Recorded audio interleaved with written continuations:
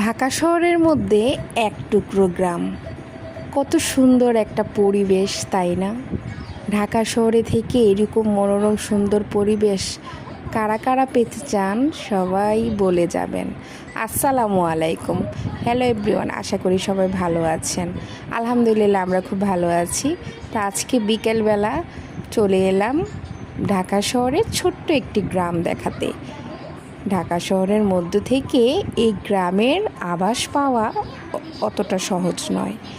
তো আমরা এখানে চলে এসেছি, দেখতে পাচ্ছেন এই যে এখানে সবাই মিলে বিকালবেলা শাক তুলতে চলে এসেছে। ছোট বাচ্চা থেকে শুরু করে এগুলোকে আমরা হেলেঞ্চা শাক বলি, যেটা বাজারেও কিনতে পাওয়া যায়। তো এভাবে শাক তুলে সবাই মিলে এখান থেকে দেখেন এই যে এটাকে হেঁচি শাকও বলে এক কথায়।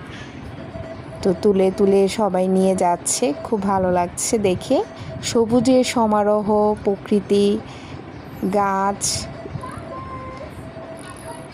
পাখির কল